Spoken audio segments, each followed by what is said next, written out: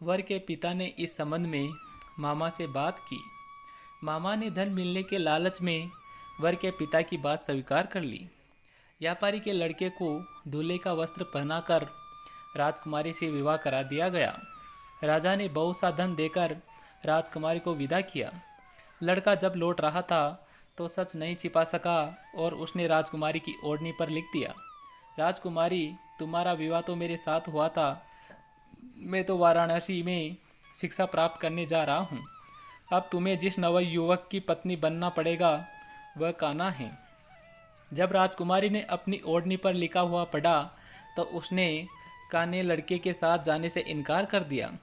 राजा ने सब बातें जानकर राजकुमारी को महल में रख लिया। उधर व्यापारी का लड़का अपने मामा के साथ वाराणसी पहुंच गया। गुरुकुल में पढ़ना शुरू कर दिया। जब उसकी आयु 23 वर्ष पूरी हुई तो उसने एक यज्ञ किया। यज्ञ की समाप्ति पर ब्राह्मणों को भोजन कराया और खूब अन्न वस्त्र दान किया। रात को अपने शयन कक्ष में सो गया। शिव के वरदान के अनुसार शयन अवस्था में ही उसके प्राण पखेरु उड़ गए। सूर्य उदय पर मामा ने भांजे को मर्त देखकर रोने पीटने लगा। आसपास के लोग भी एकत्र होकर दुख प्रकट करने लगे। मामा के रोने के विलाप करने के स्वर समीप से गुजरते हुए भगवान शिव पार्वती ने भी सुने। पार्वती जी ने भगवान से कहा, माता पार्वती, प्राणनाथ, मुझसे इसके रोने का स्वर सहन नहीं हो पा रहा है, आप इस व्यक्ति के कष्ट अवश्य दूर करें। भगवान शिव ने पार्वती के साथ अदृश्य रूप में समीप जाकर देखा, जो पार्वती से बोले, भगवान शिव, हे पार्वती, यह तो उस व्यापारी का पुत्र है जो मैंने 23 वर्ष की आयु का वरदान दिया था। इसकी आयु तो पूरी हो गई। पार्वती जी ने फिर भगवान शिव से निवेदन किया, हे प्राणनाथ, आप इस लड़के को जीवित करें, नहीं तो मैं इसके माता पिता का पुत्र की मृत्यु के कारण रो रो कर अपने प्राणों को त्याग कर देंगे। इस लड़के का पिता तो आपका परम भक्त है, वर्षों से सोमवार का व्रत करते हुए आपको भोग लगा रहा है। पार्वती के आग्रह करने पर भगवान शिव ने उस लड़के को जीवित होने का वरदान दिया। कुछ ही पल वह जीवित होकर उठ बैठा। शिक्षा समाप्त करके लड़का मामा के साथ अपने नगर की ओर चल दिया। दोनों चलते हुए उसी नगर में पहुँचे जहाँ उसका विवाह हुआ था। उस नगर में यज्ञ का आयोजन किया। समीप से गुजरते हुए नगर के राजा ने यज्ञ का आयोजन देखा।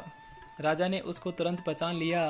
यज्ञ समाप्त होने पर राजा मामा भांजा महल में ले गया और कुछ दिन उन्हें महल में रखकर बहुत सा धन वस्त्र देकर राजकुमारी के साथ विदा किया।